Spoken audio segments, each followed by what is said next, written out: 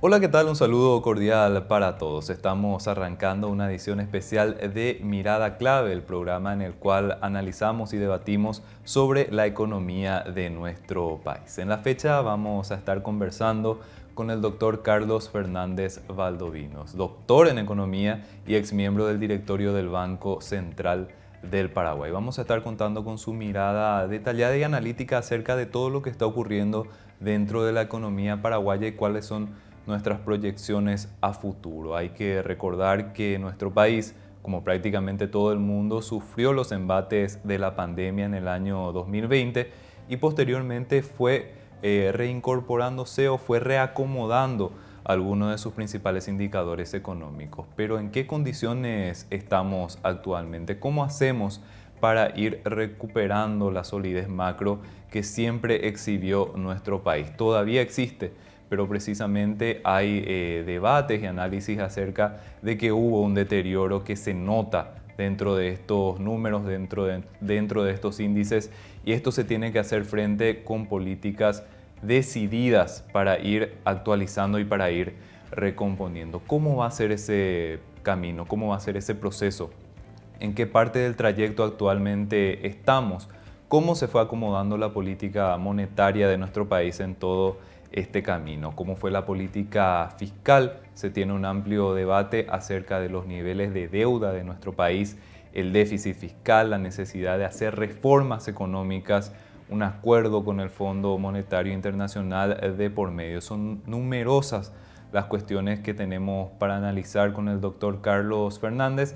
Decíamos en esta edición especial de Mirada Clave. Vamos a estar desarrollando una variedad de temas con el que se apunta podría ser integrante clave del próximo gobierno. Vamos a hacer una pausa inicial dentro de este espacio y ya empezamos con el diálogo con el doctor Carlos Fernández Valdovinos. Pausa y retomamos.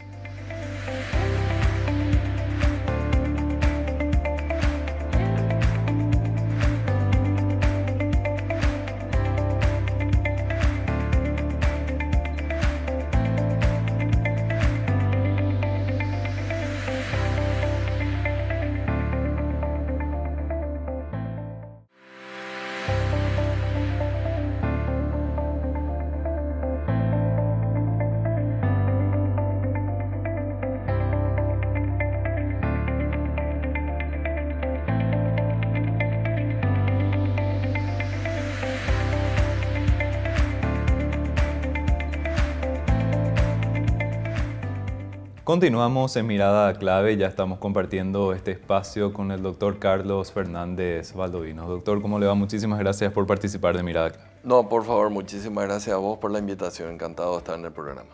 Doctor, tenemos muchísimas cosas para analizar en términos de la economía. En primer término, le quería preguntar y para ir introduciéndonos un poquitito. Todo este periodo, los últimos años fueron complicados para la economía paraguaya. ¿Qué análisis se puede hacer sobre todo este camino que estuvimos transitando en los últimos años y cómo se encuentra la economía paraguaya bajo su criterio? Tenés toda la razón, coincido lo complejo que ha sido el desarrollo de la economía paraguaya. Me remonto un poco a lo que dice el Fondo Monetario Internacional con respecto a la región primero, de que habla de que para América Latina, en términos de PIB per cápita, vamos a tener una década perdida. Es decir, el año 2024 vamos a alcanzar el mismo nivel de PIB per cápita que se tenía en el año 2014. 10 años de pérdida. Y si bien a nosotros nos fue relativamente mejor, no quiere decir que nos fue bien. Paraguay no va a tener una década perdida.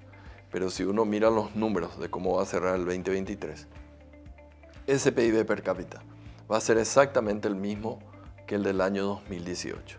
Entonces, lo que para América Latina es una década perdida, para Paraguay es un lustro perdido. Y eso preocupa. Preocupa porque finalmente las políticas públicas tienen que estar dirigidas a la gente. Y vimos que en los últimos 5 años, y no quiero entrar a hacer consideraciones políticas ni nada, por diversos factores, se tuvo un estancamiento del PIB per cápita, lo cual se refleja básicamente en el sentir ciudadano. Y creo que a partir de eso tenemos que empezar a analizar, bueno, qué esperar para adelante, porque comienza un nuevo gobierno. Doctor, precisamente si uno observa, por ejemplo, el análisis de calificadoras de riesgo acerca de cómo está Paraguay, se habla de este tema de que Paraguay sigue siendo sólido en términos macro, tiene todavía buenos números, pero hay un debilitamiento dentro de justamente este último periodo. ¿Le parece que estamos en condiciones de recomponernos? ¿Eso va a costar mucho? ¿Qué visión, cómo ve eso dentro de lo que serían los desafíos para los próximos años? Paraguay estuvo acumulando mucho mérito, ¿verdad? Entre el 2002, básicamente, 2003 que empieza el programa con el fondo y básicamente años recientes. Y sí se ve un cierto debilitamiento en algunos números macroeconómicos durante los últimos 5 años. Algunos van a decir que es por la pandemia nomás, otros van a tener críticas con respecto a las políticas económicas implementadas. Pero el resultado es ese. Hay un debilitamiento con mayor déficit fiscal, con una inflación que se fue casi al triple de lo que ha sido la meta establecida por el Banco Central. Y me preguntas, ¿podemos recuperar ese terreno perdido? Yo te digo, en el 2002 estábamos muchísimo peor y hemos sido capaces de ir para adelante. Siempre cuando me toca hablar con esas calificadoras de riesgo que vos decís o con inversores internacionales, les digo, tómense, digamos, con cuidado las expresiones que nosotros damos, porque nosotros somos muy perfeccionistas. Y les paso a explicar. Yo voy a seguir protestando por el último número de la inflación que tiene Paraguay, que salió en la semana, y que habla de una inflación interanual de 5,1%. Yo voy a decir, esa inflación es muy alta. ¿Por qué? Porque yo soy perfeccionista y sé que la meta es 4%. Lo mismo con el déficit, o sea, podemos discutir si es 3, 3,5 o 5, como yo estuve expresando recientemente. Es un número más alto, pero no por eso Paraguay va a quebrar. Entonces, tenemos un auto al cual hay que hacerle muchos ajustes, pero yo creo que con voluntad política y que digamos, poniendo la gente adecuada en los diversos ministerios, yo creo que esto se puede arreglar sin ningún tipo de problema. Doctor, desagregando un poquitito la charla, si hablamos de la política fiscal, ¿qué le parece qué cuestiones fueron abordadas correctamente? ¿Qué cuestiones a lo mejor se podría estar haciendo un análisis de cara al futuro para ir recomponiendo justamente estos números de Paraguay? Es difícil hacer todo el análisis. Yo creo que en los últimos 5 años, si me preguntas, a mí me pareció un error que ante el primer choque externo que se tuvo, que fue en el año 2019, básicamente se haya activado el gatillo de subir el déficit fiscal. Porque siempre van a existir choques externos. En ese caso fue primero una sequía y después una inundación. Entonces, el haber hecho tan fácil, porque fue la primera vez que se activó, yo creo que constituyó un error. Se entró en un facilismo fiscal en el cual empezamos a argumentar de que este año es especial y necesitamos subir el límite de déficit. Durante la pandemia, digamos, correctamente, se utilizó la política fiscal como un balance, digamos, de todo el sector privado que estaba muy contraído. Lógicamente es imposible que algo que representa 15% del PIB reemplaza a otro que es 85% del PIB, sector público versus sector privado. El error que se cometió es que no se aprovechó el tiempo, dado que nos endeudamos no por 1.600, fue más de 2.000 millones que se endeudó finalmente ese año. No se aprovechó para hacer las reformas que pondrían a las finanzas públicas en una posición de sostenibilidad a lo largo del tiempo. Es decir, hicimos, digamos, el endeudamiento, pero no hicimos nada para que mejore el gasto. Y finalmente, más recientemente, yo creo que es un grave error no reconocer exactamente cuál es la situación de las finanzas públicas, por diversos motivos. De nuevo, Paraguay, aunque reconozca toda esta deuda no computada aún con farmacéuticas, con transportistas, con, digamos, constructores, lo mismo el déficit fiscal va al 5%. El endeudamiento, que creo que está a 34, va a subir a 36. Todavía es absolutamente manejable para un país como nosotros. Pero yo creo que se hace mayor daño tratando de ignorar la realidad. no podemos, por ejemplo, salir a decirles a los inversionistas que van a comprar nuestros bonos, no, la meta del la meta del Ministerio de Hacienda es de 2%, de 2.4 creo que es para este año. Cuando que sabemos que la mayor parte de la basura se escondió bajo la alfombra. No me parece honesto de esa parte ir a una colocación de bonos de esa manera. Entonces, los inversionistas te van a entender.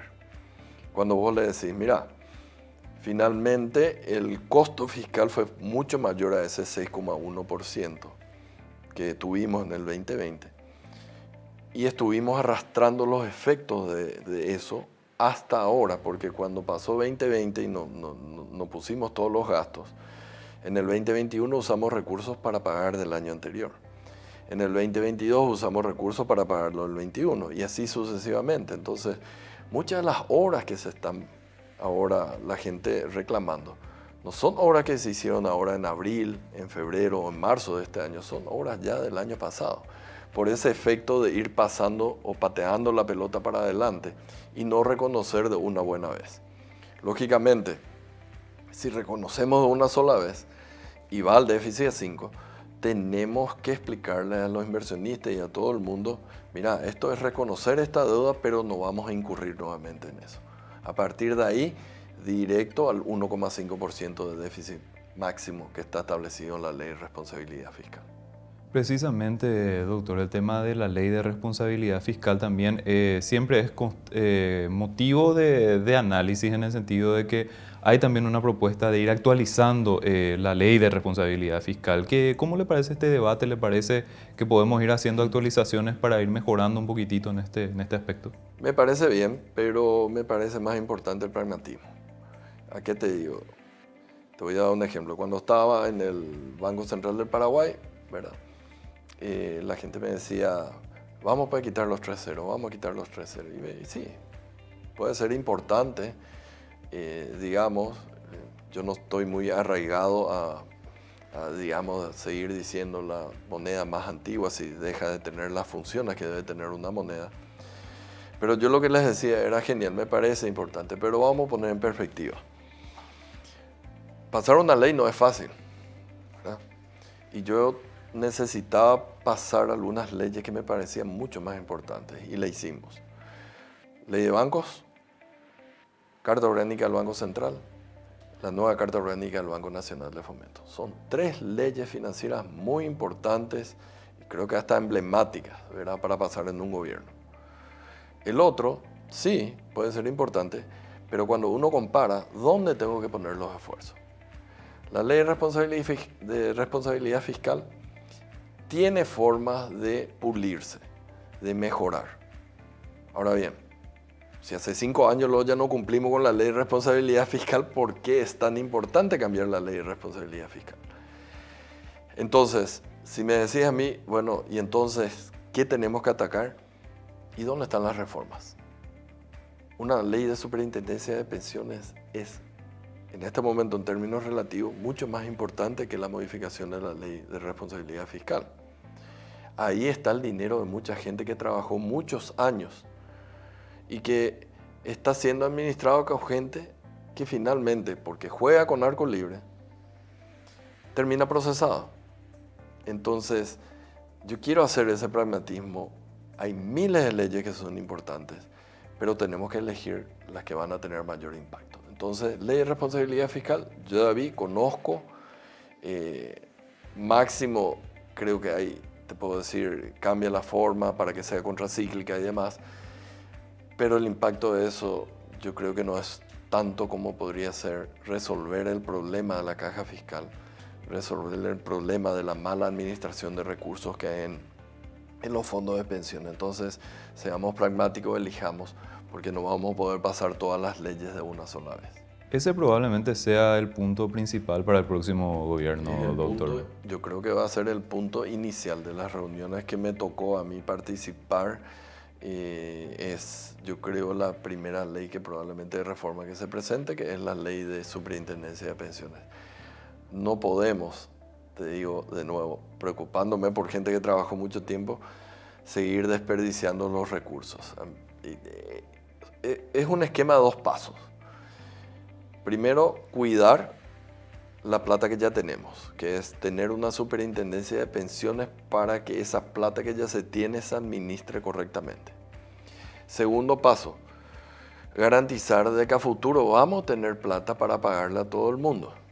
Entonces ahí, por supuesto, es mucho más complejo y hay que tener cuidado de no afectar derechos adquiridos. En ese caso sería una reforma hasta paramétrica de algunas de las cajas. Y no voy a entrar en nada en particular, pero para el común de los mortales tenés que trabajar 30 o 35 años y para otros 10 años y ya da para una jubilación. No se puede tener ese desequilibrio entre las cajas. Y lo que quiero garantizar es que realmente ese que aporta 10 años a futuro tenga, porque probablemente no tenga plata si seguimos en el status quo. Doctor, dentro de las reformas, ya citó justamente este tema de las pensiones, de la caja fiscal inclusive, y hay también un plan que el gobierno estableció con el Fondo Monetario Internacional que trata sobre otros temas, otras cuestiones también. ¿Cómo evalúa ese acuerdo el PCI, doctor? ¿Le parece que se engloban las reformas principales? ¿Le parece que hay cuestiones que se pueden ir cambiando, actualizando? Te puedo hablar de las reformas de ahí, yo creo que coincido con todas. Y te puedo hablar con el PCI, que para mí fue una sorpresa, porque, bueno, creo que sabes que yo tengo experiencia también en el Fondo Monetario Internacional, estuve mucho tiempo ahí. Me sorprendió que sea un gobierno de salida que negocie. O sea, básicamente estableció condiciones que ni siquiera fueron consultados con el gobierno que viene.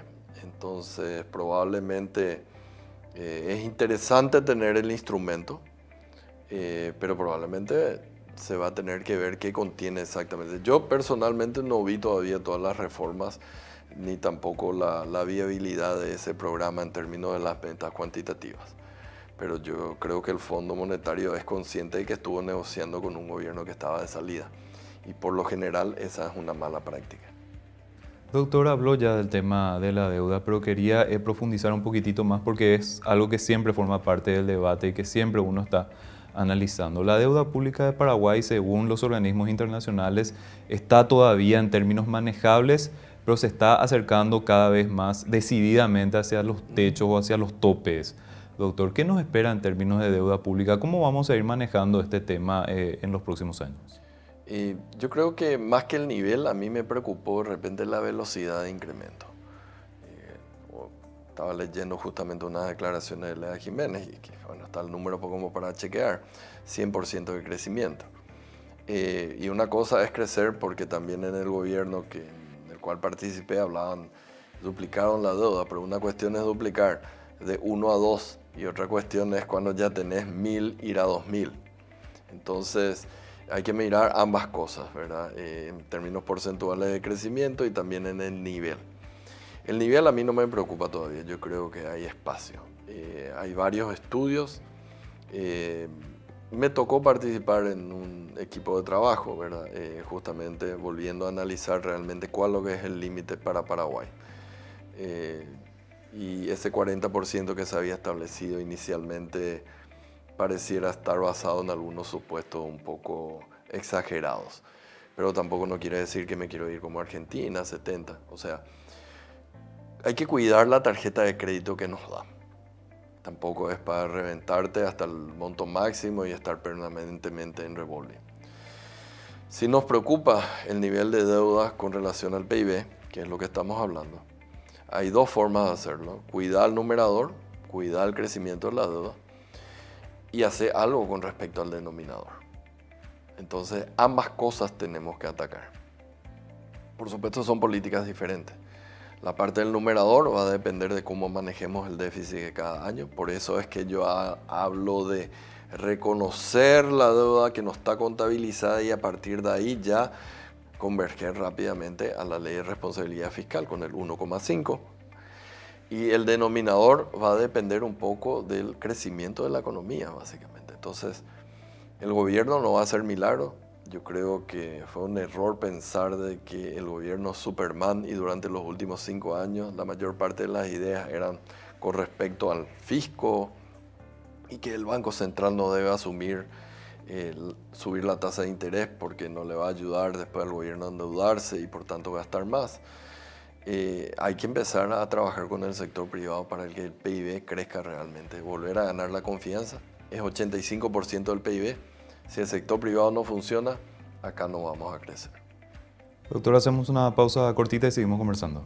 Estamos conversando justamente con el doctor Carlos Fernández Valdovinos. Vamos a una pausa, enseguida retomamos.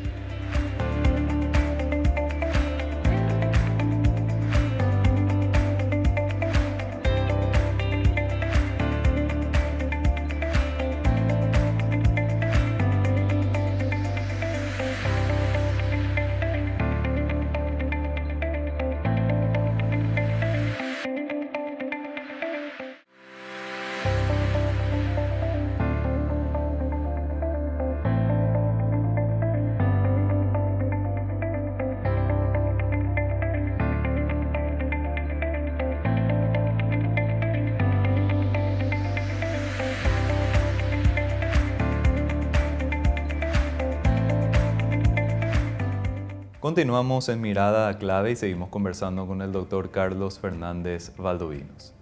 Doctor, en materia de política monetaria también se tuvieron tiempos complejos. El Banco Central tuvo que lidiar con una inflación bastante alta, poco usual para nuestro país en estos últimos años. ¿Qué le parece que son los principales desafíos a los cuales tenemos que hacer frente desde el ámbito de la política monetaria? Quiero hablar un poco primero del comportamiento de la inflación reciente, ¿verdad? Después de muchísimo tiempo veíamos titulares, inclusive tapas hablando de la inflación, entonces fue un fenómeno totalmente inusual, ¿verdad? Para nosotros ya nos habíamos olvidado que ese es un problema, a diferencia de lo que es en Argentina, en Venezuela, lo que fue en su momento en Perú y demás. Y muy cierto de que fueron factores exógenos que contribuyeron a eso, pero no fueron los únicos, ya hemos hablado en varias ocasiones al respecto.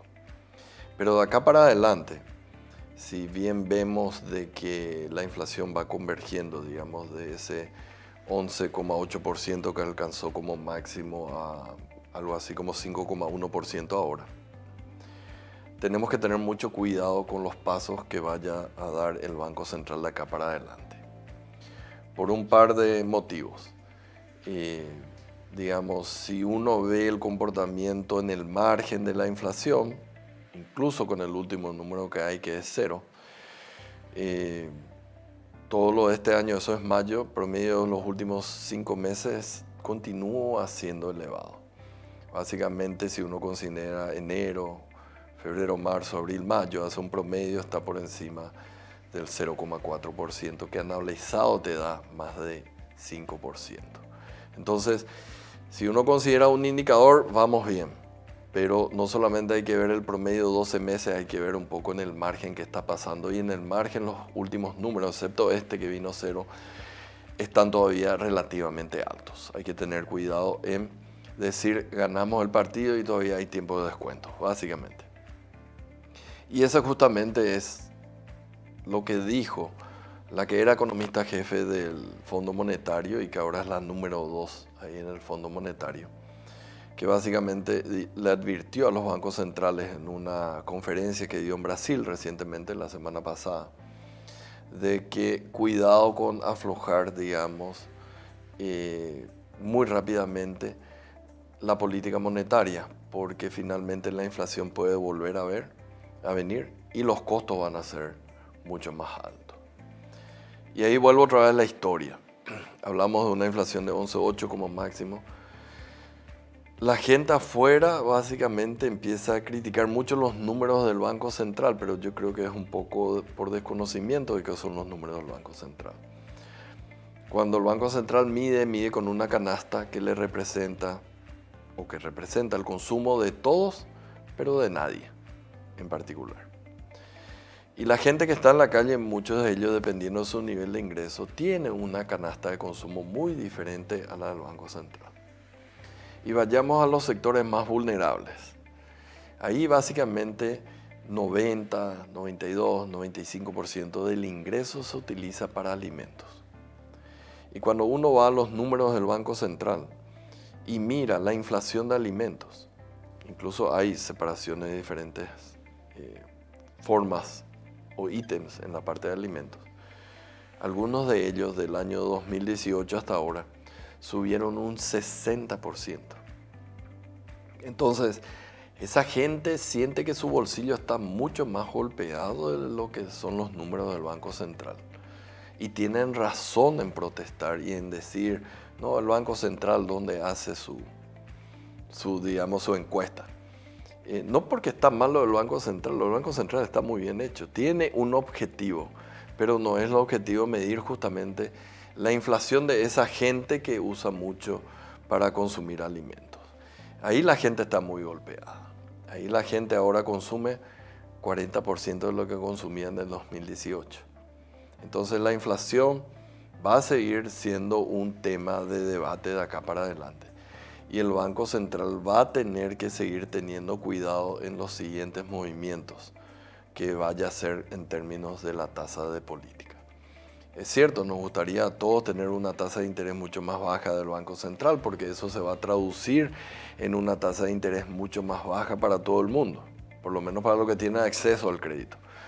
Pero puede golpear en términos de subir, incrementando o volver a incrementar la inflación. Ahí, dado eso, por lo menos los análisis preliminares que hacemos nosotros, vemos de que habrá algún espacio en el segundo semestre del año, no sé muy bien si hacia final del tercer trimestre o comienzos del cuarto, como para empezar a bajar. Ahora, la caída en la tasa no va a ser radical.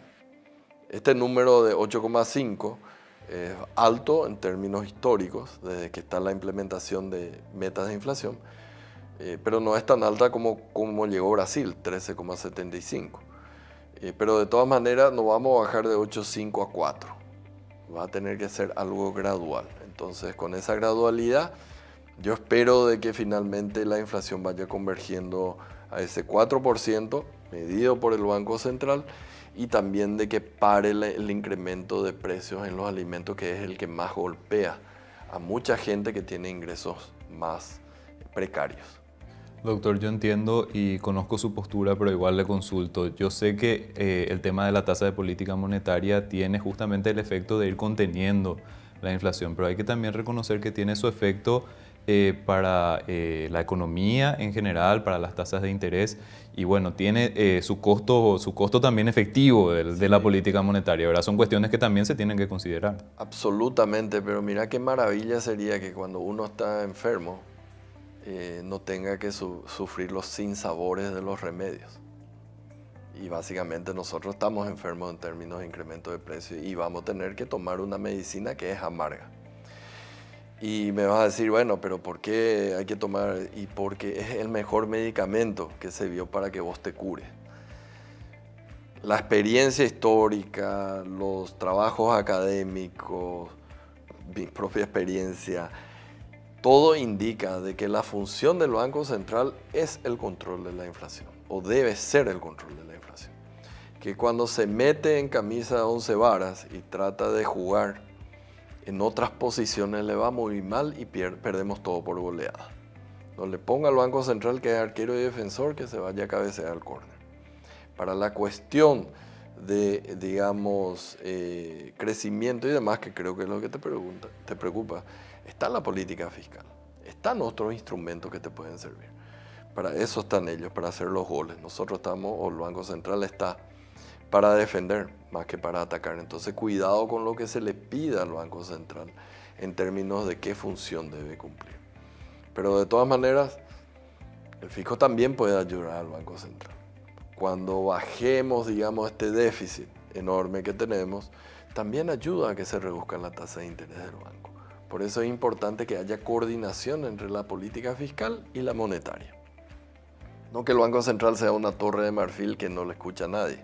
Tiene que haber esa comunicación y esa coordinación entre ambas instituciones. Así vamos a estar mejor, y así se trabajó hasta el 2018. O sea, a nosotros nunca nos pidieron bajar la tasa para crecer más, no, porque teníamos déficit controlado y una inflación controlada. Y crecíamos al 4,5 en promedio en el 2013-2018. Algo se hizo errado después de eso. Y bueno, esperemos que se pueda reactivar ese canal de comunicación.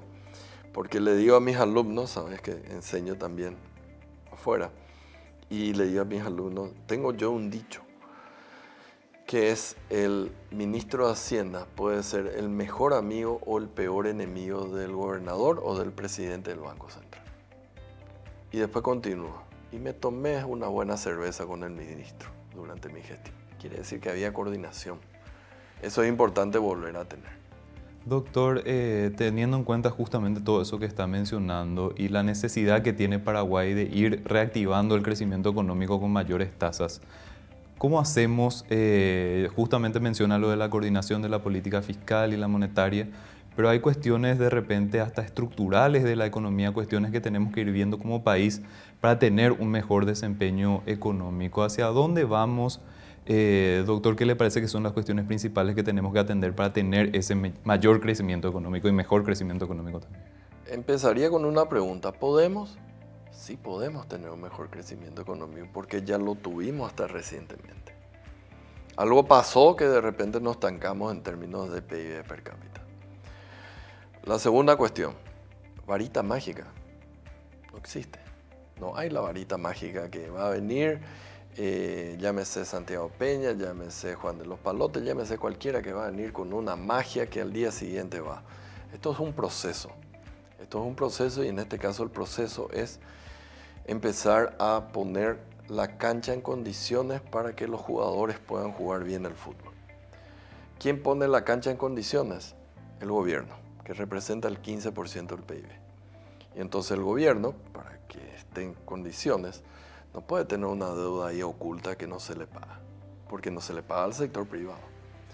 No puede tener una inflación elevada, porque eso distorsiona las decisiones de inversión de las empresas y las decisiones de consumo de las personas.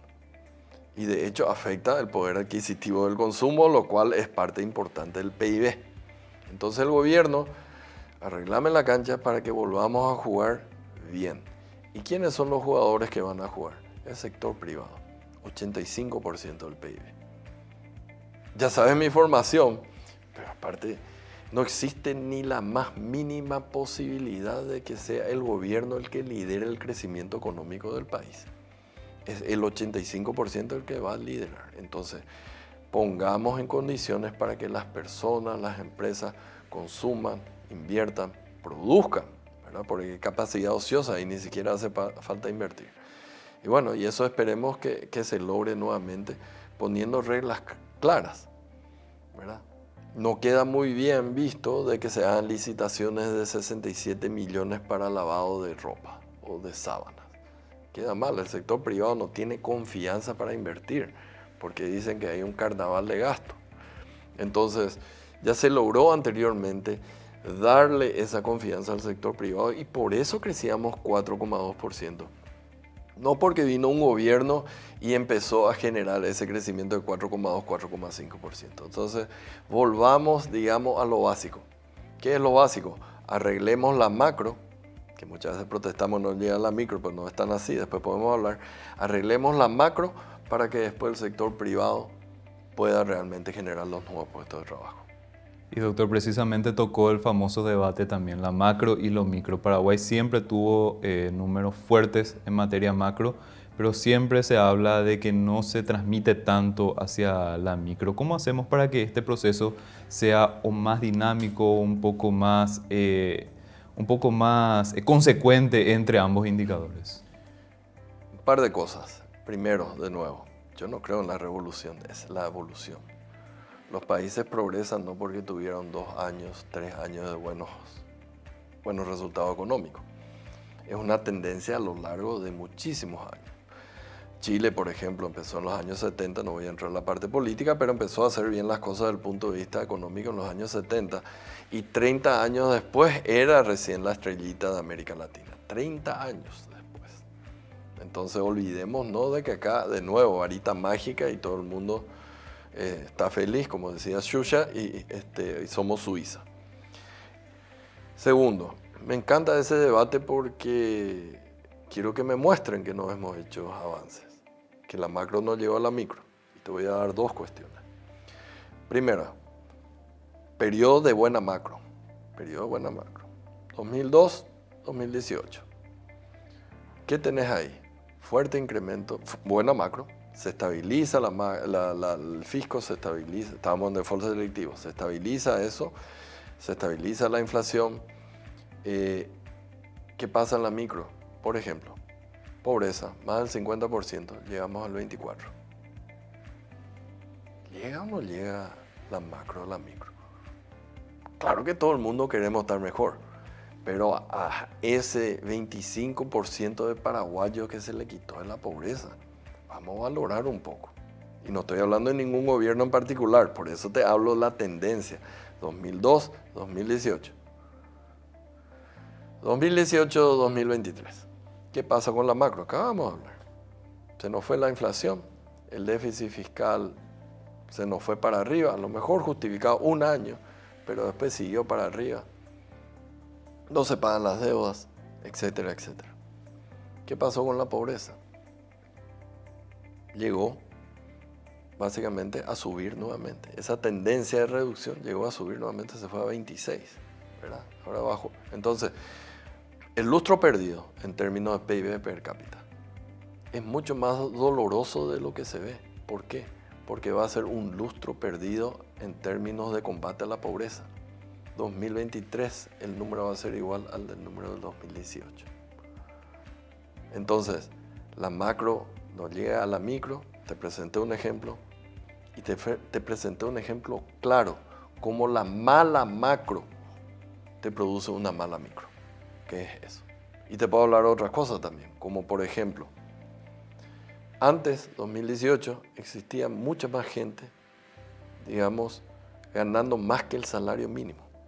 En porcentaje, vos podés distribuir, ganan más que el salario, menos el salario, igual que el salario. Ganaba más que el salario mucha más gente. Uno ve en la encuesta de hogares eso. Ahora, después de varios años de mala macro, tenemos que hay más gente ganando menos del salario mínimo que gente ganando más que el salario mínimo. Esa es una mala micro, sí. Resultado de una mala macro, entre ellos del incremento de la tasa de inflación. Entonces, hablemos con datos, no con percepciones. A lo mejor no llega todo lo que queremos, pero de que llega, llega. No en un año, sino tienen que ser 30 años como Chile. La caída de 50% al 24% fue durante 20 años también. Entonces, esa es la forma que vamos a evolucionar. Demasiados cantos de sirena ya he leído en donde te prometen de que vamos a tener la solución en un año. No existe eso. Entonces tenemos que saber realmente que este es un proceso, no una revolución. Y si teníamos el camino correcto, lento, pero seguro, y se veían, sigamos en ese camino. Doctor, otro tema que a mí me parece muy relevante y por lo menos en las charlas con el sector privado siempre se debate es el tema del famoso grado de inversión para Paraguay. Es un objetivo que nosotros tenemos como país y tenemos todavía muchas cuestiones que atender, por lo menos según las calificadoras, para obtener eso, pero bueno, se va a requerir de una gestión activa para ir consiguiendo objetivos y llegar al grado de inversión. ¿Cuál le parece que sería la participación del siguiente gobierno dentro de todo este proceso? En primer lugar, creo que debemos dejar de ser obsesivos con la mejora de la calificación. Nosotros deberíamos hacer, bueno, en primer lugar, implementar políticas públicas por la gente y no porque me van a dar un sello de calidad que sirve, reconozco, pero yo creo que las políticas públicas deben estar pensadas primero en la gente. Dado la obsesión, tengamos cuidado, ya se sabe qué cosas tenemos que hacer, pero porque necesitamos mejorar como país. Entonces, necesitamos nosotros volver a arreglar esta macro que te dije anteriormente. No porque me van a dar un premio, sino directamente porque es necesario para crear empleos y demás. Lo otro, la mejora de la calificación, va a venir sola, si hacemos bien las cosas. No es tampoco que fue el proceso más rápido donde se empezaron a subir las calificaciones crediticias de Paraguay, que nosotros estábamos pensando todo el día, ¿qué tenemos que hacer para que nos suban la calificación? Fíjate el año 2013-2018 que hicimos. Entonces, no nos obsesionemos con eso, hagamos las cosas, los premios vienen después. Doctor, hacemos otra pausa cortita y después ya finalizamos nuestra charla. Dale. Estamos conversando con el doctor Carlos Fernández Baldovino, hacemos otra pausa en Mirada Clave, enseguida retomamos.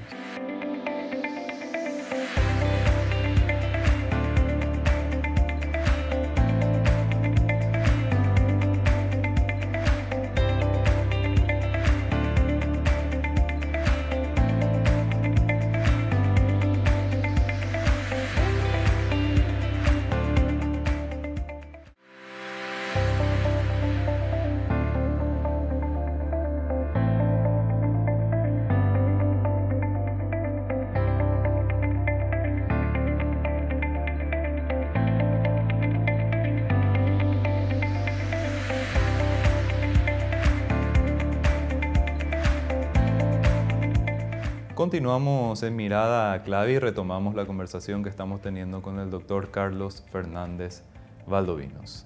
Doctor, hablamos de muchísimos de los desafíos de la economía paraguaya, son cuestiones sumamente importantes, trascendentales que tenemos que analizar y a las cuales hacer frente como país. En líneas generales, doctor, no tanto del próximo gobierno o de un periodo de tiempo en particular, pero teniendo en cuenta el potencial de Paraguay, las cosas positivas que tiene nuestro país, ¿cómo ve que puede ir evolucionando nuestra economía y dónde usted ve que podemos posicionarnos dentro de la región y el mundo como una economía? Si hacemos bien las cosas, si aprovechamos todo lo que tenemos, estamos condenados al éxito, yo creo. No hay muchos países en la región, por ejemplo, que te da la estabilidad que te da este país. 80 años va a cumplir el guaraní. A lo mejor sí, hay que quitar cero, no hay que quitar cero, pero 80 años cumple el guaraní. Esa estabilidad, no sabes cómo valora la gente que está afuera, por ejemplo. A veces no nos damos cuenta nosotros.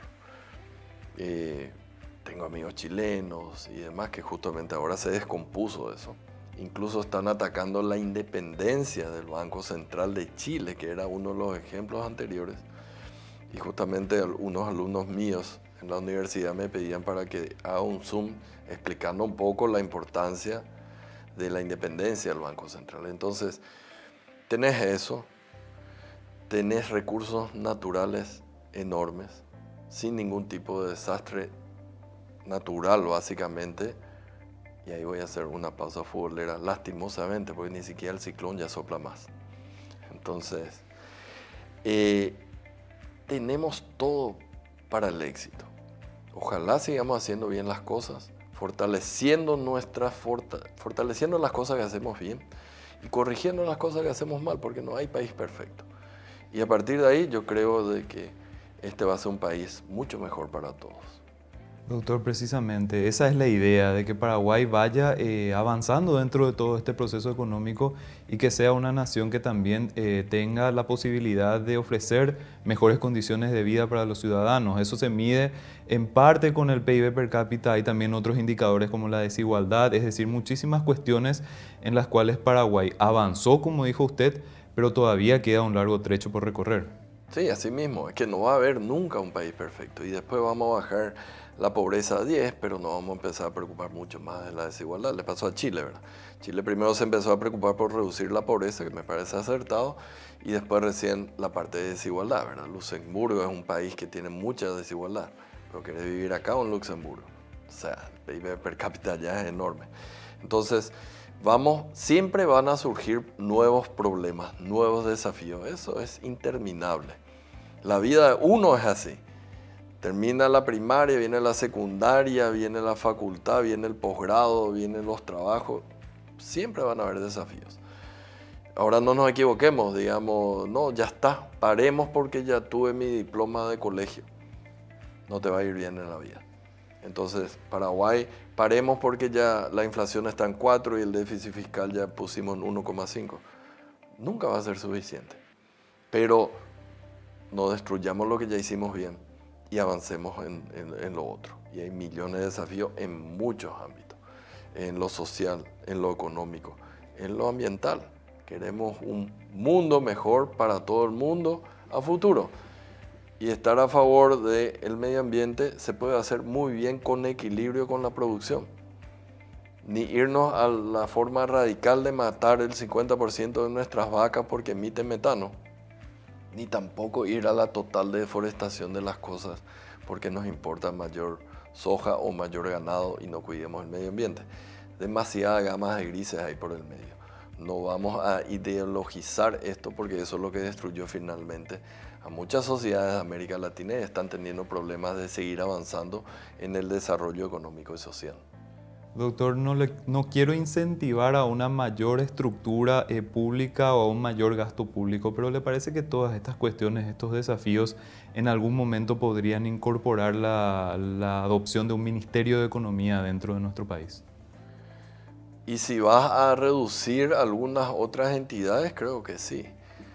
O sea, yo le tengo mucho cariño a la STP, hizo invalorables aportes, pero básicamente las funciones de la STP son muy similares en una parte a lo que hace el Ministerio de Hacienda y en la otra parte, en la parte de pobreza, en lo que hace el Ministerio de Desarrollo Social. Entonces, veamos, repensemos un poco todo lo que está ahí. Si vamos a crear ministerios por las necesidades, no vamos a terminar de crear ministerios por las necesidades. Pero sí, el Ministerio de Hacienda hace el rol de Ministerio de Economía. Si le querés cambiar el título, cambiarlo. Pero básicamente ya ejerce y en todo caso yo consolidaría para tener una misión de mediano plazo a la STP en el Ministerio de Hacienda. Forma parte también, doctor, todo eso que está comentando de lo que tenemos que hacer como país, ir revisando la estructura pública, viendo cómo cada una de las instituciones ejerce sus funciones, en qué partes se superponen e ir reduciendo gastos dentro del Estado. Claro, y no es cuando vos consolidás decir, ah no, este ministerio no es importante para este gobierno, entonces consolida. Me estaban comentando de que en un ministerio X, entre el 60 y el 80% iba para funciones de, ponele, secretaría, contabilidad, informática, etc. Y te quedaba entre 20 y 30% nomás para las funciones misionales, de todo su presupuesto.